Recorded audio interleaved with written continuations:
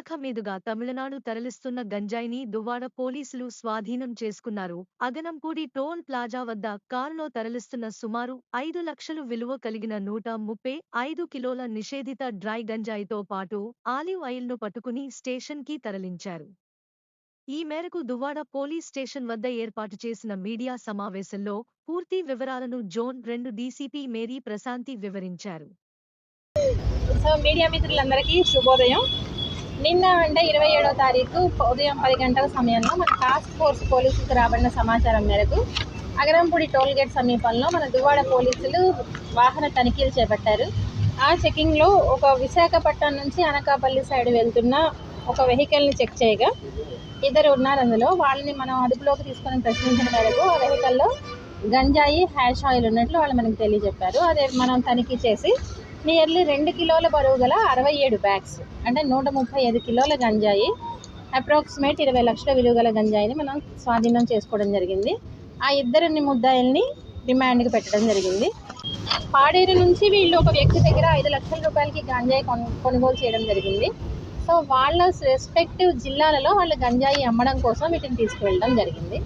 So ఆ concern జిల్లా పోలీసులకు కూడా సమాచారం ఇస్తారు. పాడేరు నుంచి ఒక వ్యక్తి కృష్ణా జిల్లా గన్నవరం, ఇంకొక వ్యక్తి ముస్నూరు మండల్ ఏలూరు. చెన్నై తీసుకెళ్తున్నారు వాళ్ళు మన దగ్గర నుంచి. సో మిగతా లింక్స్ కూడా చెన్నైలో ఎవరెవరికి వీళ్ళు అమ్ముతారు, ఇంతకుముందు ఎవరెవరికి ఇచ్చారు, ఇవన్నీ కూడా మనం నిన్న కన్ఫెషన్లో రిపోర్ట్ చేయడం జరిగింది. అలాగే కస్టడీలోకి కూడా తీసుకునే అవసరం అయితే ఇంకా ఫర్దర్ డీటెయిల్స్ కూడా వెరిఫై చేస్తాం. సో ప్రతి ఒక్కరికి గాంజా అమ్మే ఆలోచన రాకూడదు, ఎందుకంటే చాలా కఠినమైన చర్యలు మనం తీసుకుంటున్నాం. అలాగే ఎక్కువ సార్లు గాంజా అమ్మకాలను మనం దొరికిన వాళ్ళ మీద పీడీ యాక్ట్లు కూడా పెట్టే సన్నాహాలు జరుగుతున్నాయి. సో జైల్లో ఉంటారు. అలాగే విశాఖ నగర బహిష్కరణ ఫైల్స్ కూడా సిద్ధం చేస్తున్నాం. సో గంజాయి నిందితులు అట్లాంటి పనులు విశాఖపట్నంలో చేయొద్దని ఇదే మా హెచ్చరిక. వీళ్ళలో ఒకరు ముద్దాయి దుర్గారావు అని గన్నవరం కృష్ణా జిల్లాకు చెందినతను, ఇంకొకతను శివరామకృష్ణ ముస్నూరు మండలం ఏలూరు. సో వీళ్ళని రిమాండ్ పెట్టడం జరిగింది. వీళ్ళ మీద పాత కేసులు ఏమన్నా ఉన్నాయో చూసి అవి కూడా తగిన చర్య తీసుకుంటాం. మన రాష్ట్ర ప్రభుత్వం చాలా ప్రతిష్టాత్మకంగా ఈ గంజాయి అన్నది సమూలంగా నిర్మూలించాలి. ఈ any kind of NDPS material అన్న దాని మీద డీజీపీ గారి ఆదేశాల మేరకు, సిపి గారి ఆదేశాల మేరకు విశాఖపట్నంలో చాలా రెగ్యులర్గా మనం ఈ గంజాయి గురించి తనిఖీలు చేయడం జరుగుతుంది. మీరు చూసినట్లయితే లాస్ట్ 5 monthsలో కొన్ని వందల గంజాయి మనం పట్టుకోవడం జరిగింది. చాలామంది మీద కేసులు కూడా పెట్టడం జరిగింది. అలాగే రైల్వే స్టేషన్లో కూడా మన స్నిఫర్ డాగ్, అది ట్రైన్డ్ స్నిఫర్ డాగ్, దాన్ని కూడా తీసుకొని అది కూడా డాగ్ సహాయంతో కూడా మనం గాంజా పట్టుకున్న సంఘటన మీకు అందరికీ కూడా తెలుసు. అలాగే మనం చెక్ పోస్టులు కూడా రెగ్యులర్గా 24/7 రన్ అవుతున్న చెక్ పోస్టులు ఉన్నాయి.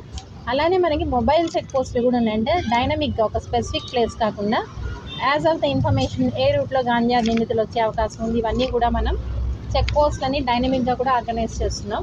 సో ప్రజలు కూడా మాకు సహకరించి మీకు తెలిసిన మాకు సమాచారం ఇచ్చినట్ల వాళ్ళ యొక్క సమాచారం గోప్యంగా ఉంచబడుతుంది. అలాగే గంజాయి అమ్మే వాళ్ళే కాదు, సేవించే వాళ్ళు కూడా చట్ట ప్రకారం శిక్షార్హులు. కాబట్టి మన పిల్లల భవిష్యత్తు గురించి మనము మన సమాజాన్ని గంజాయి రహిత సమాజంగా చేర్చాలి. ఈ దాంట్లో మీరందరూ కూడా మాకు కోఆపరేట్ చేయవలసిందిగా కోరుతున్నాను. ఇలాగే మన టాస్క్ ఫోర్స్ సిబ్బంది దువ్వాడ పోలీసుల్ని సిపి గారు కూడా అభినందించడం జరిగింది. Thank you.